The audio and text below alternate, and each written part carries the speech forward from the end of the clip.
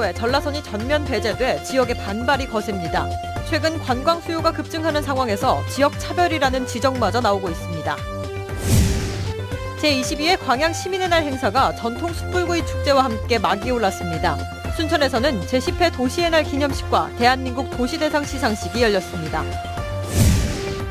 전남 드래곤즈가 K리그 상위 스플릿에 진출해 가을 축구에 대한 기대감이 커지고 있습니다. 지역민들의 뜨거운 관심이 어느 때보다 선수들에게 큰 힘이 되는 시즌이 다가오고 있습니다. 2016 해양수산 취업박람회가 여수 세계박람회장에서 열렸습니다. 해양 관련 50여 개 업체가 참여해 현장에서 구직자를 채용하는 자리가 됐습니다. 여러분 안녕하십니까? 오는 12월 개통을 앞둔 수서발 고속철도에 전라선이 포함되어 있지 않아 지역민들의 반발이 커지고 있습니다. 전남 동부 지역을 찾는 관광객이 늘고 있는 상황에서 전라선만 빠진 것은 명백한 지역 차별이라는 지적입니다. 김종태 기자가 취재했습니다. 오는 12월 서울 강남 수서역에서 출발하는 고속열차인 SRT는 하루 60회 정도 운행 예정입니다. 이 가운데 호남선에 18회, 경부선에는 34차례 SRT가 투입됩니다. 수서발 노선에 전라선만 빠진 것입니다. 전북 익산에서 여수까지 고속철로가 깔려있지 않은 것이 주된 이유입니다. 지난달 열렸던 광양만권 행정협의회에서 여수와 순천 광양시장들이 이에 대해 일제히 반발했습니다. 해마다 여수와 순천에 관광객이 큰 폭으로 늘고 있는데도 전라선의 KTX 증편이 이루어지지 않은 상황에서 수서발 SRT 운행마저 빠진 것은 지역민을 무시한 처사라는 것입니다. 그 수서에서 도시에서 여수 온 승객도 나타납니다. 이거는 정말로 이거 뭐 도시시장들도 계속 건의를 하고 사회는 제 뜻을 막 삽니다만. 지역 경제에도 반발이 확산되고 있습니다. 서울 강남권 관광객 유치와 광양만권 산업활동 활성화를 위해 수서발 SRT의 전라선 운행은 반드시 실현돼야 한다고 강조했습니다. 전라선 그 SRT 운행에 대한 허가를 줘야 될 것 같습니다. 그래서 정부의 관심이 첫째고요. 둘째는 우리 지역민들이 SRT가 운행될 수 있도록 좀 관심과 협조가 필요할 것 같습니다. 수서발 SRT 운행 계획은 이달 말 최종 확정될 것으로 보입니다. 경부선이나 호남선에 비해 가뜩이나 전라선의 KTX 운행 횟수가 적어 지역 차별이 언급되고 있는 가운데 이번 수서발 SRT 운행마저 전라선이 제외될지 지역민들의 걱정과 반발이 커지고 있습니다. MBC 뉴스 김종태입니다. 태풍 차바에 이어 이번 주말 또다시 많은 비가 예보돼 당국이 긴장하고 있습니다. 전남도는 오늘 오전 각 시군 담당자와 긴급 영상회의를 갖고 재해 취약 지역 예찰 강화를 주문했으며 시군 재난 담당 직원들도 호우에 대비한 비상근무에 들어갔습니다. 당국은 특히 이번 태풍으로 농작물의 피해가 집중됐던 만큼 벼농사와 과수농장지대를 중심으로 추가 피해를 막기 위한 농가들의 대비를 당부했습니다.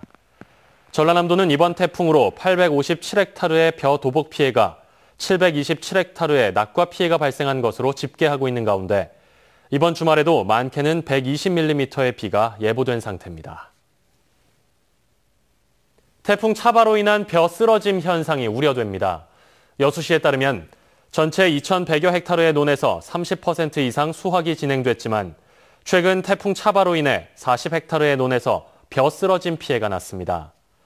여수시는 피해를 입은 논에서 물을 빼주고 완숙기에 접어든 벼를 일으켜 세우기보다는 벼가 마르는 대로 바로 수확하는 것이 피해를 줄이는 방법이라고 밝혔습니다. 한편 오늘 여수시 소라면에서는 31사단 장병 30여 명이 동원돼 태풍으로 파손된 시설하우스 철거 작업이 이루어졌습니다. 이정현 새누리당 대표가 오늘 여수를 방문해 태풍 북상 때 선원들을 구조하다 다친 해경대원을 위문했습니다. 어제 울산과 부산 지역의 수해 현장을 방문했던 이 대표는 오늘 여수 제1병원을 찾아 태풍 차바가 북상할 당시 바다에 빠진 선원들을 구조하다 다친 박정채, 박창용 경사 등 해경 구조대원들을 위로했습니다. 이 대표는 이어 순천으로 자리를 옮겨 순천 사랑방 모임에 참석한 뒤 고향인 곡성으로 이동했습니다. 지난 2013년 프로축구 승강제, 이른바 스플릿 제도가 도입된 후 처음으로 전남 드래곤즈가 상위 스플릿에 진출했습니다. 올 시즌 의미 있는 유종의 미를 거둘 수 있을지 관심이 커지고 있습니다. 김종수 기자가 보도합니다. 지난 2일 K리그 클래식 33라운드 제주전. 경기 결과에 따라 상위 스플릿 진출이 결정되는 중요한 경기입니다. 열띤 승부였지만 전남은 2대0으로 패했습니다. 하지만 타구장에서 광주와 성남이 패해 전남은 정규 라운드 5위로 상위 스플릿 진출에 성공했습니다.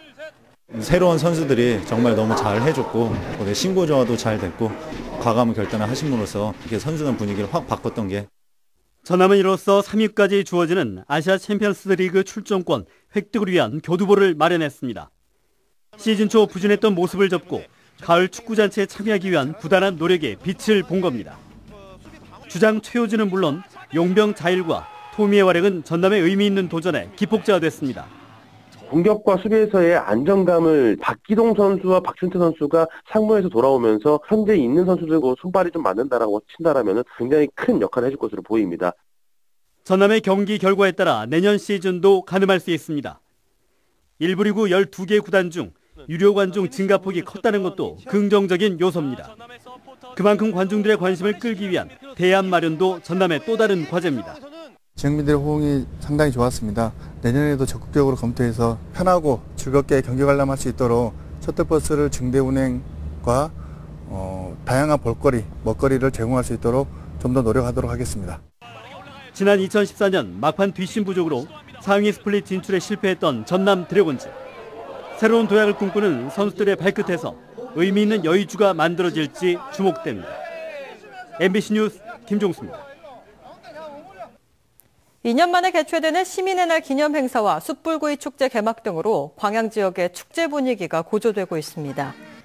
광양시는 오늘 제22회 광양 시민의 날 기념식을 열고 국민 대통합 아리랑 공연과 아이 양육하기 좋은 도시 선포식 등 다양한 퍼포먼스와 문화 공연을 통해 시민들의 화합과 발전을 다짐하는 계기를 가졌습니다. 어제부터 광양 숯불구이 특과거리에서 개막한 숯불구이 축제 현장에서도 개막 이틀째를 맞아 예술 공연 등의 시민과 관광객의 발길이 이어지고 있는 가운데 주말로 접어들면서 축제는 더욱 달아오를 전망입니다. 제10회 도시의 날 기념식과 대한민국 도시대상 시상식이 오늘 순천만 국가정원에서 열렸습니다. 국토교통부와 순천시가 주관한 이번 행사는 강호인 국토부 장관 등 700여 명이 참석한 가운데 기념식과 도시대상 시상식, 정책 오디션과 학술 세미나 등이 이어져 바람직한 도시공간 조성에 대한 범국민적 인식 제고와 함께 사회적 공감대 형성의 자리로 꾸려졌습니다. 한편 순천시는 지난해 대한민국 도시대상에서 대통령상을 수상해 지난 2003년, 2012년에 이어 전국 자치단체에서 유일하게 대통령상을 3차례 수상한 바 있습니다. 반기에 한 번씩 직접 현안을 묻는 도정질문은 행정사무감사와 함께 의회의 중요한 활동입니다. 하지만 이번에 실시된 도정질문에서도 제한적인 참여와 맥빠진 질문, 비효율적인 시간 배분은 여전했습니다. 양현승 기자가 취재했습니다. 계속하겠습니다. 지난 5일과 6일 실시된 전남도의회 도정질문. 10대 의회가 후반기 들어 처음으로 행정과 교육의 수장인 도지사와 교육감에게 묻는 자리였습니다. 질문에 나선 의원은 17명으로 유례 없는 참여 열기를 보였지만 내실을 따져보면 그렇지 않습니다. 2014년 7월 10대 의회가 들어선 뒤 단 한 번도 질문을 하지 않은 의원이 전체의 36%, 21명에 이릅니다. 정책과 사업을 먼저 이해하고 전문성을 갖춰야 날카로운 지적이 가능하기 때문에 도정질문은 의원들의 자질과도 직결됩니다. 한 해 3조 원 이상의 예산이 편성되는 교육행정이 소외되는 것도 따져봐야 할 문제. 50분가량의 제한시간 안에서 분야별 안배가 없다 보니 지방행정을 묻고 남은 자투리 시간에 교육행정이 겉핥기식으로 다뤄지기 일쑤였습니다. 또 장황한 설명과 뽐내기식 질문, 지역구 민원 관련 질문, 그리고 답변을 듣지 않고 출석 공무원을 다그치는 방식은 깊은 고민이 필요해 보입니다. MBC 뉴스 양혜승입니다. 코리아 세일 페스타에 지역 유통업계와 재래시장들이 함께 참여하고 있지만 기대와 달리 매출은 신통치 않습니다. 계속되는 경기 침체에 비까지 자주 내려 소비자들은 쉽게 지갑을 열지 않고 있습니다. 정용욱 기자입니다. 쇼핑 관광 축제인 코리아 세일 페스타가 시작된 이후 초반 5일 동안 광주 백화점 업계의 실적은 부진했습니다. 3일간의 개천절 연휴에도 불구하고 매출이 지난해보다 두 자릿수 마이너스 감소를 기록했습니다. 지난달 광주 전남 소비자 심리지수가 3개월 만에 하락하는 등 소비 심리가 위축된 데다 비가 오는 궂은 날씨도 악재로 작용했습니다. 근데 비가 첫날밖에 안 왔고 올해 같은 경우는 비가 계속적으로 오다 보니까 날씨 영향이 상당히 많이 있었습니다. 할인 행사 특수를 체감하지 못하고 있기는 전통시장 상인들도 마찬가지입니다. 평소와 별반 다르지 않다는 겁니다. 우리하고는 관계가 하나도 없대요. 왜요? 전혀 안 팔려요. 이번 주말 역시 많은 비가 예보되면서 각종 경품을 내걸고 손님 끌기에 나선 전통시장 상인들은 울상을 짓고 있습니다. 젊은 사람이 비 오면은 자가용으로 올 수 있고 그러는데 노인네들이 대중교통을 이용하기 때문에 좀 고객들이 감소될 걸로 예상하고 있습니다. 소비 진작 차원에서 마련된 대규모 할인 행사지만 장기 불황의 여파와 궂은 날씨까지 겹치면서 힘을 쓰지 못하고 있습니다. MBC 뉴스 정용욱입니다. 내수 경기 진작을 위한 코리아 세일 페스타에 전남 동부 지역의 대형 가전 매장들도 참여하고 있습니다. 정부가 추진하는 코리아 세일 페스타가 오는 9일까지 계속되는 가운데 전자랜드, 프라이스킹 등 지역의 대형 가전 매장들은 에너지 효율 1등급 제품 환급 정책에 맞춰 환급과 할인, 이중의 혜택을 제공하고 있다고 밝혔습니다. 그러나 여수시는 대기업 계열 대형마트의 경우 매달 2차례 휴점하고 있어 이번 코리아 세일 페스타는 참가하지 않았다고 밝혔습니다. 여수시가 해양수산 분야 일자리 창출을 위해 해양수산 취업 박람회를 열었습니다.